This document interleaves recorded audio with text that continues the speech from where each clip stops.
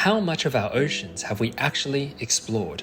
Because everywhere you seem to look, it seems to reference the same number, 5%. But is that really true? Because the front page of NOAA, the NASA equivalent for ocean exploration, seems to suggest something very different. And when I tried to track down where this statistic actually came from, I stumbled on what might be one of the biggest scientific myths of the 21st century. In this video, you're going to see the actual data, maps, and records from organizations like NOAA and JEBCO, the people responsible for mapping the sea floor. And their findings seem to tell a very different story. So where did the 5% statistic come from? How much of the ocean do we really know? And are there really monsters hiding in the deep?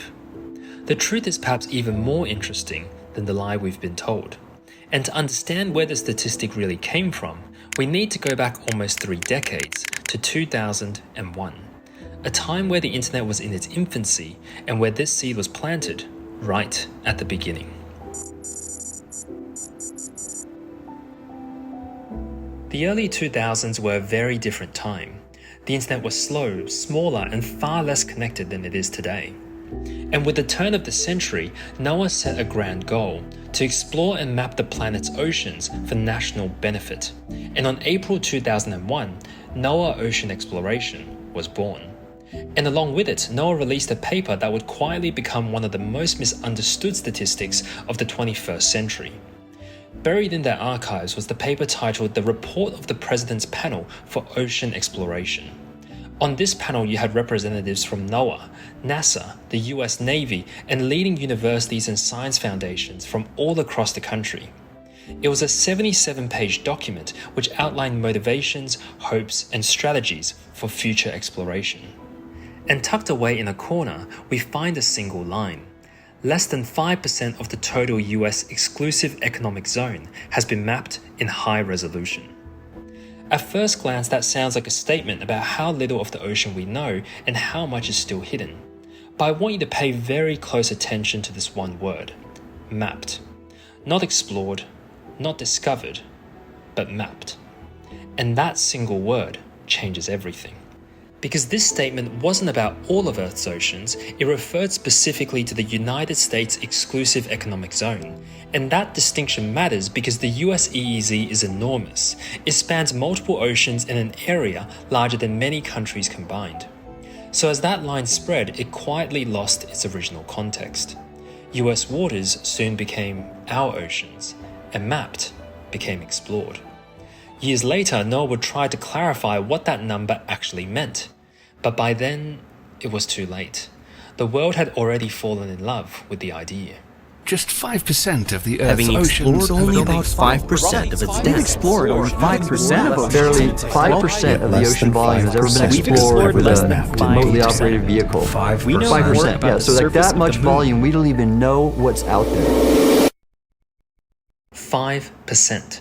This wasn't just a number. It came to represent hope, curiosity, our fear of the unknown, but over time, it also became a story that was easier to repeat than to question.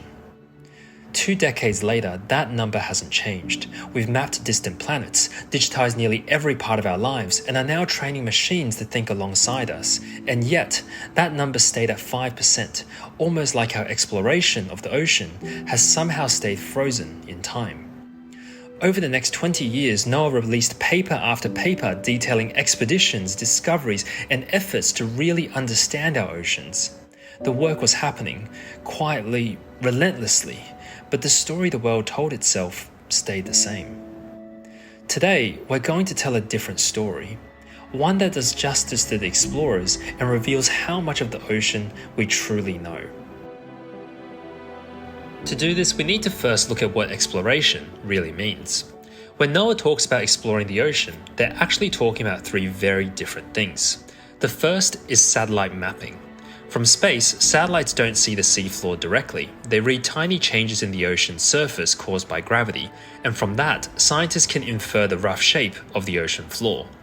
This gives us a global low-resolution map, enough to reveal massive features like ridges, trenches, and underwater mountains, but not enough to show fine detail. In fact, using this method, the entire ocean has already been mapped since the early 2000s, and it's what made tools like Google Earth possible in the first place when it launched in 2004. And even at this resolution, scientists were able to utilize updated satellite data to identify around 19,000 previously unknown underwater volcanoes in 2023. The second layer is sonar mapping. Unlike satellites, sonar mapping is carried out by ships that traverse the ocean, sending sound waves to the sea floor and measuring what comes back. For comparison, it allows us to map the deep ocean in high definition and provides us with real detail on the structure of the seabed itself. And this was what the original 5% statistic was actually referring to. That 5% of US waters were mapped in high definition as of 2001. And that number most certainly hasn't stayed the same in the last 20 years. While sonar mapping was slow to begin with, the real turning point came with the introduction of the NOAA ship Okeanos Explorer in 2008. This was a state-of-the-art vessel equipped with multi-beam sonar technology that would operate continuously to map the seafloor to a depth of 6,000 meters. This provided us with some of the first high-definition maps of previously unexplored areas, ridges emitting unexpected heat, geological structures unlike anything we had ever seen before, and it gave us the first glimpse at what was really in our oceans. By 2010, more investment was placed into AUVs, autonomous vehicles similar to the exploration rover NASA uses on Mars, with an unprecedented crush depth that not only supported mapping, but could also provide detailed images of objects on the sea floor. We were able to trace slopes, vents, and fracture zones in 3 dimensions, and this gave us insight into potential ecosystems that supported life. And in 2017, one of the most ambitious projects was created, Seabed 2030.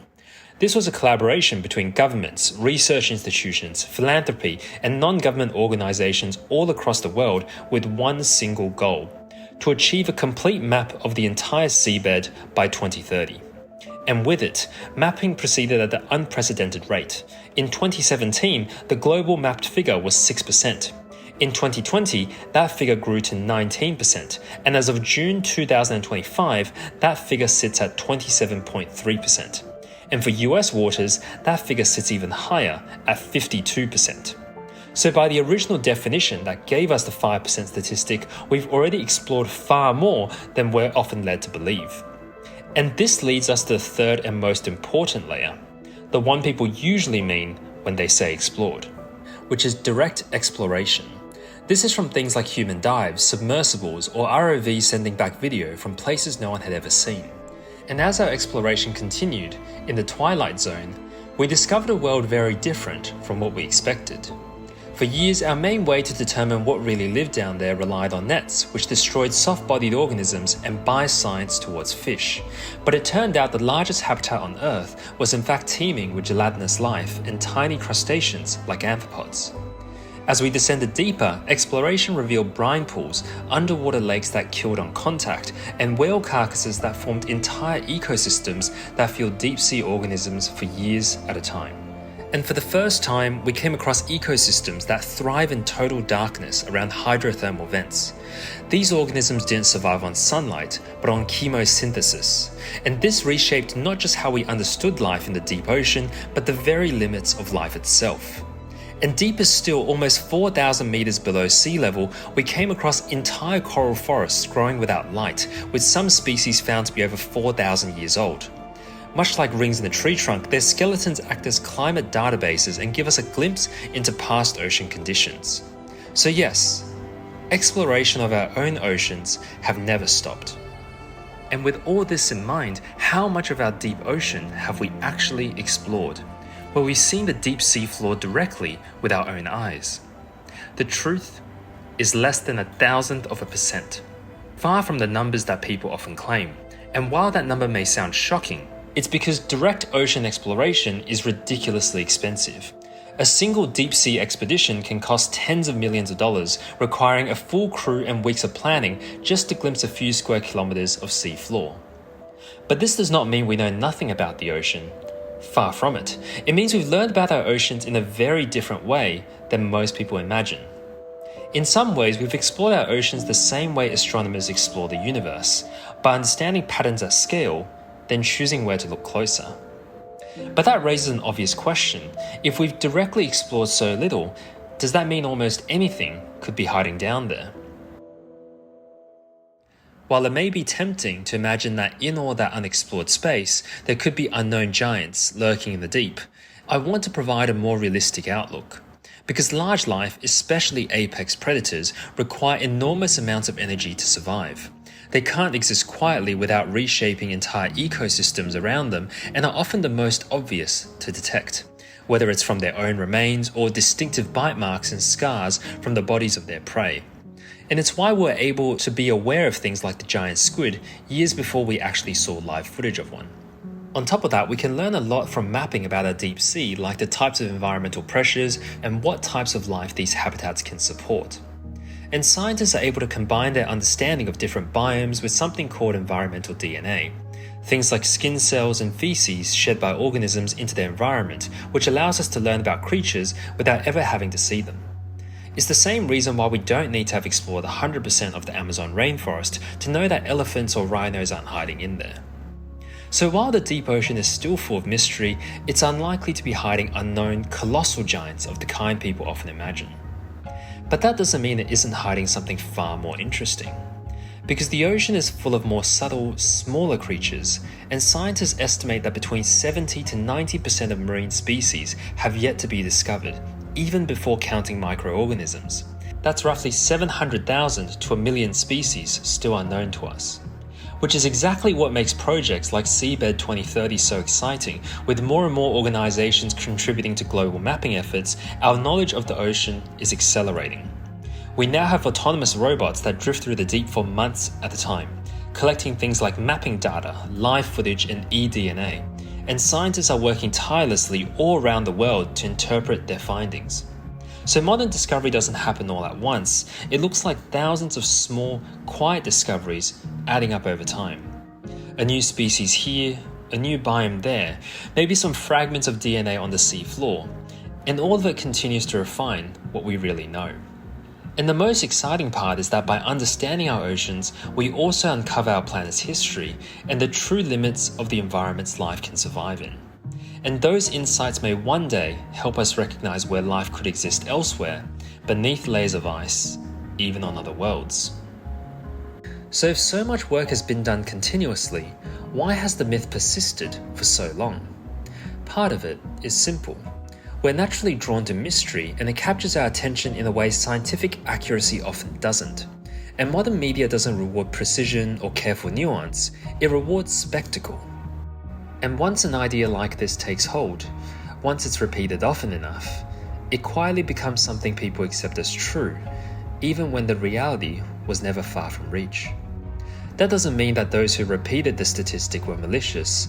They were probably just like you and I, curious, imaginative, and drawn to the idea that there's still something vast and unknowable beneath the surface. A world where wonder feels infinite and where mystery will never run out. But the ocean doesn't need exaggeration to be fascinating. It's already full of life adapting in ways we're still beginning to understand. And as tempting as it is to imagine sea monsters and dress the ocean up as something it was never meant to be, I believe the truth is always more interesting.